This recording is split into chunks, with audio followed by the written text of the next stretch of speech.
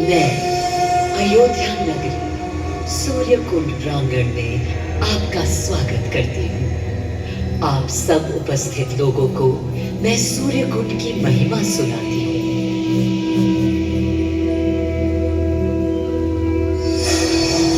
भारत की मिट्टी अनेकों दिव्य आत्माओं की जन्मस्थली है, पर आज मैं आपको कथा सुनाऊंगी भगवान विष्णु के उस अवतार की, जिनके अवतरण से मैं पावन हो गई सदा सदा के लिए। माँ कौशल्या की गोद में जन्म लिया मर्यादा पुरुषोत्तम श्री राम ने अधर्म के नाश के लिए, धर्म की विजय के लिए।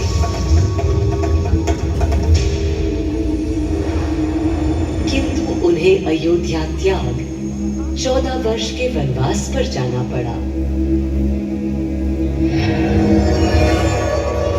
पुनः वो घड़ी आई जब सीता माता के साथ उनका पुनः आगमन अयोध्या में हुआ।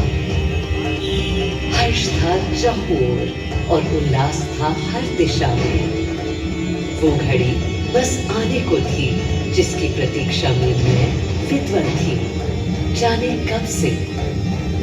प्रभु राम का राज्याभिषेक बस होने को था, हर कहीं उत्सव था, पर इस उल्लास पर दुविधा की कालिमा छा रही थी। श्री राम प्रसन्न नहीं थे।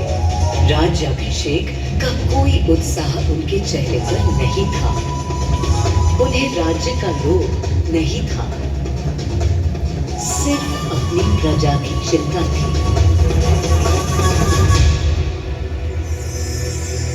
सबके मन में एक ही प्रश्न था, कौन हल कर सकेगा श्री राम की इस दुविधा को, मिटा सकेगा इस अंधकार को? किसके तेज से छट जाएगी ये क्रांति?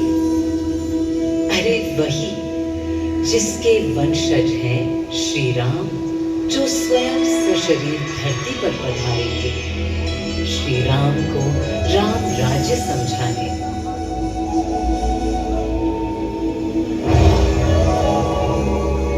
ये गाथा उस शक्ति पुंज की है जो पृथ्वी पर जीवन और सृष्टि का केंद्र था, है और रहेगा। वो अखंड शक्ति स्रोत जो दिशा दिखाता है सतत अनवरत, जिसने श्री राम का मार्ग प्रशस्त किया, आदि नारायण सूर्यदेव। अयोध्या वासियों को भी प्रभु श्री राम की इस दुविधा का आभास होने लगा था। देखा क्या?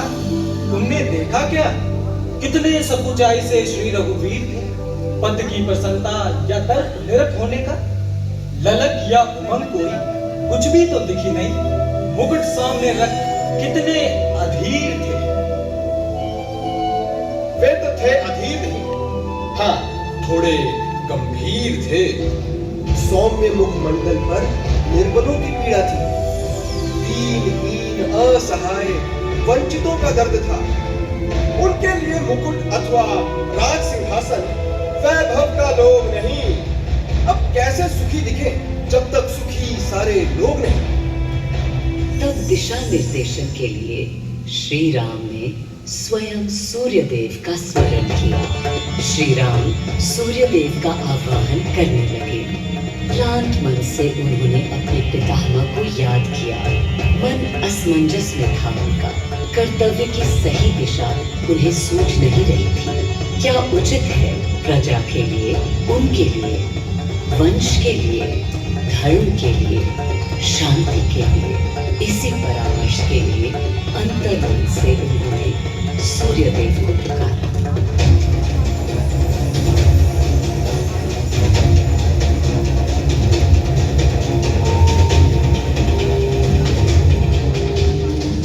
मैं अयोध्या पवित्र से पवित्रतम हो गई हूँ। आज स्वयं श्री राम ध्यानरत हैं, मर्यादा पुरुषोत्तम आवाहन कर रहे हैं, उन सकारात्मक शक्तियों का संचार कर रहे हैं जो उन्हें मुझे और मेरे यानी अयोध्या के हर निवासी को अनंत काल तक सही दिशा दिखाने की। संभव है स्वयं सूर्यदेव सशरीर पधारे अयोध्या की धरा पर।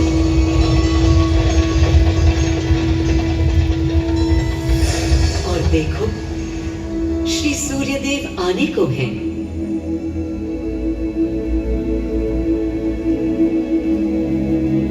उनकी पहली किरण के स्पर्श से कलियां एक एक कर खिलने लगी।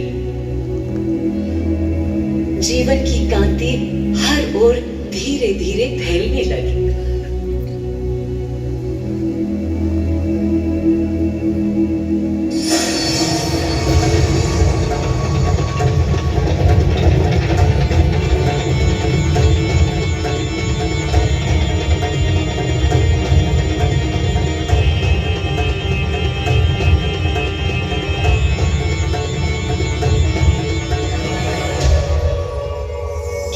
अनोखा दिन है। स्वयं सशरीर अपने अलौकिक स्वरूप में पधारे हैं श्री सूर्यदेव नारायण और उनके अधीर मन के संशय मिटाने को। अधीर है या गंभीर है, मैं जानता हूं क्या उनकी पीर है।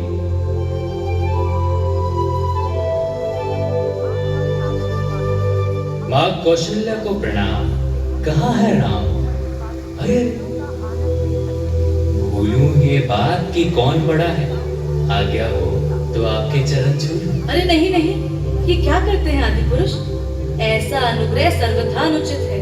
राम वंशज हैं आपके, क्यों पाप का भागीदारी बनाते हैं पितामह? पितामह पितामह होंगे हम ब्रह्मलोक, अब धरती पर जनलोक में आ गए। चलिए। सूर्यदेव के आगमन पर मां कौशल्या उन्हें मिली और विनती की कि हे देव, मेरे पुत्र की दुविधा दूर करें, उन्हें राह दिखाएं ताकि अयोध्या का, पूरे भारत का भविष्य निर्धारित हो सके। आपकी जब पहली किरणें आती हैं तब गोचारण होता है, चिड़िया गाती है, लेकिन इन दिनों कितनी उदास है। कारण है उनके राम की एकाग्र साधना और सुदीर्घ उपवास। सिंहासन की ओर चरण धरना नहीं चाहते, धारण नहीं करना चाहते हैं मुकुट। कोई बात, राज्याभिषेक के बाद राज्य जो भी चलाए, राम राज उसका ही तो कहलाएगा। मैं आ चुका हूं तपस्वी राम। मनस्वी राम, अपने नेत्र खोलो।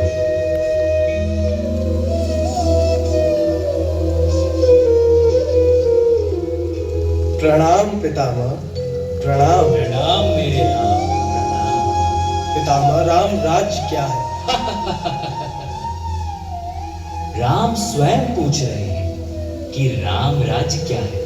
पुनर्तः नया प्रश्न है। अभी तो आप कह रहे थे जो भी मैं चलाएगा। कह रहा था कि राम राज में राम के लिए भी विधान होंगे। आदिदेव, कुछ अनुमान तो मुझे है, लेकिन अब आप बताइए क्या विधान है?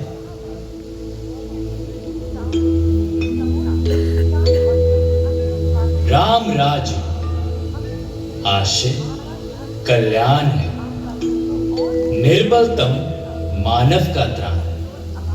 भय हो ना भीति, मुख्य राम राजनीति जन जन की प्रीति हो। लोक संरक्षण हो, सत का आभास हो, परमानंद प्राप्ति हेतु मंगल उद्भास हो। प्रेम परम तत्व हो, सब में समत्व हो। दैहिक दैविक या भौतिक संतापों की औषधि अचूक राम बाण है। राम राज्य आशय कल्याण है, निर्बलतम मानव का त्राण है। प्रमोदित अपंतव, आस्था का घनत्व, वैभव विशाल, मेघ करे वर्षा और सदा ही सुकाल। दिशाएं सब मस्त हो, जनपद ये स्वस्थ हो, उपद्रव नाही, और ना कोई आतंक हो। कोई नहीं रंग हो, सुख भी सुख निशान हो। प्रेम योग धर्म मूल प्राण, राम राज आशय कल्याण। मां कौशल्या, अभी ये मुकुट मात्र सोने का है। मैं इस मुकुट को राम के साथ सदा उपस्थित होने का बना देता हूं।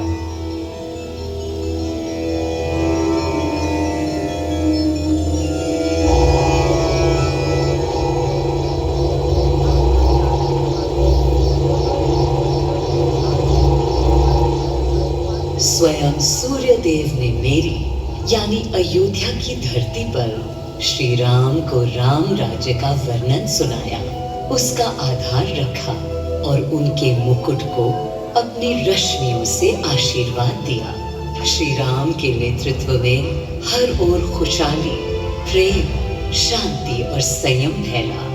हर ओर रोशनी, प्रकाश और जीवन का संगीत गूंजने लगा। राम राज्य का पथ दर्शाकर चल दिए सूर्यदेव पुनः अपने लोग, ताकि अनंत काल तक अयोध्या ही नहीं पूरा विश्व उस शक्ति का संचार अनुभव कर सके। हर दिशा खिल उठी श्री राम के राम राज्य से। सूर्यदेव के स्पर्श से पावन हुई मेरी धरती, पर जहां उनका रथ रुका था वहां स्वयं यह कुंड बन गया। समय बदला, मेरा और इस कुंड का स्वरूप भी बदलता गया। स्कंद पुराण के अनुसार यह स्थल घोषार्क तीर्थ के नाम से भी जाना जाता है।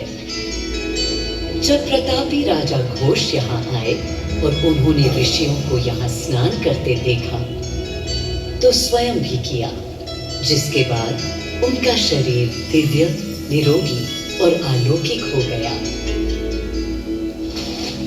और इसी कुंड के जल से उनकी काया भी कांतिमय हो गई। यहाँ की गई उनकी घोर तपस्या का तेज आज भी अनुभव किया जा सकता है। दिन बीते, साल बीते और फिर अनेकों सदियों के बाद राजा दर्शन सिंह यहाँ आए। यही तपस्या करने के बाद उन्होंने यहाँ सूर्य मंदिर, कुंड और चारों ओर घाट का निर्माण कराया, जिससे यहाँ की प्रजा भी इस अलौकिक कुंड का लाभ उठा सके। सूर्यदेव के महात्म्य से मैं अयोध्या और तेजमय हो गई, और इसका प्रमाण इस सूर्य कुंड और समीप स्थित गरिमामय सूर्य मंदिर से स्थापित हो जाता है।